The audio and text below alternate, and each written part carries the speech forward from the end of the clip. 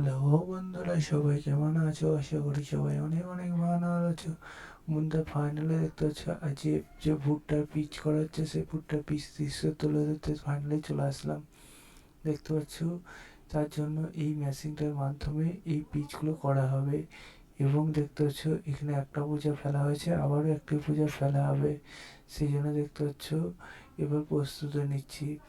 বন্ধুরা, এবার তোমাদের সামনে আমি তুলে ধরেছি একটা যে প্রথমে ফিতেটা ছড়িয়ে নিচ্ছি, সেই দৃশ্যটা তোমার সামনে তুলে ধরি। ফিতে দেখতে হচ্ছে ছড়িয়ে ফেললাম, ছড়িয়ে এই মেশিনের দ্বারা পিচ করা হবে। যারা এই মেশিনটা ব্যবহার করে তারা জানো কীভাবে পিচ করতে হয়। দেখতে পাচ্ছ এই মেশিনে যে ফিতেটা, সেই ফিতেটা প্রথমে আমি লাগিয়ে নিচ্ছি। লাগিয়ে নিয়ে তারপরে দেখতে পাচ্ছ চালু করব। তার আগে আমাদের একটা ছোট্ট কাজ আছে, সেটি হলো কিনা যে ভুট্টার পূজাটা ফেলা।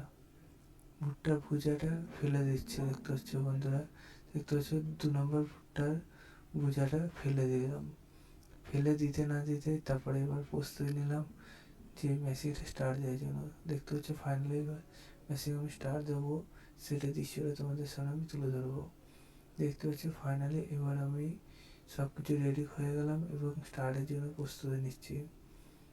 যে স্টার্ট দেবো সেটা তোমাদের সামনে এবার তুলে ধরে। দেখতে পাচ্ছ বন্ধুরা, এবার আমি স্টার্ট দিচ্ছি, কিন্তু প্রথমে স্টার্ট দিতে গেলাম, স্টার্ট নিলাম না। তারপরে আবারও আমি স্টার্ট দিতে যাচ্ছি। দেখতে পাচ্ছি আবারও স্টার্ট দেওয়ার চেষ্টা করছি, কিন্তু দ্বিতীয়বারেও বিফল, যে স্টার্ট নিল না। তারপরে আবারও চেষ্টা করছি। দেখতে পাচ্ছ এবার ফাইনালি আমি জোর দিয়ে স্টার্ট দিতে গেলাম, কিন্তু দেখতে হলো স্টার্টটা ধরেও ছেড়ে দিল। সেই জন্য আবারও প্রস্তুতি নিচ্ছি। দেখতে হচ্ছে ফাইনালি এবার জোরে জোরে স্টার্ট দিয়ে দেখতে হচ্ছে ধোঁয়ার চড়ে একবারে অন্ধকার হয়ে গেলো এবং স্টার্ট হয়ে গেলো। তারপরে এবার ফিতেটা দেখতে পাচ্ছ লাগাবো। দেখতে পাচ্ছ ফিতেটা আমি এবার লাগিয়ে নিচ্ছি। ফিতেটা দেখতে পাচ্ছ এবার লাগিয়ে দিতে না দিতে দেখতে পাচ্ছ চাকা এবার ঘুরতে চালু হয়ে যাচ্ছে। দেখতে পাচ্ছ চাকা ঘুরতে চালু হয়ে গেলো।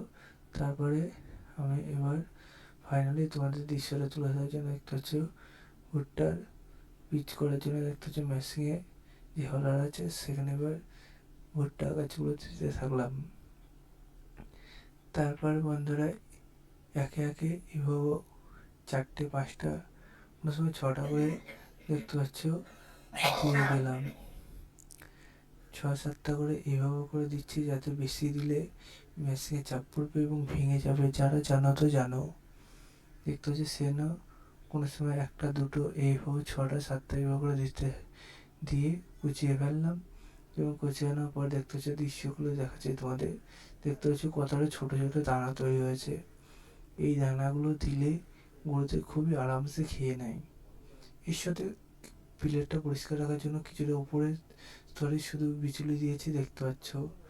এবং নিচের স্তরে এইভাবে দানা ভুট্টা গাছ পিচ পিচ করা হয়েছে।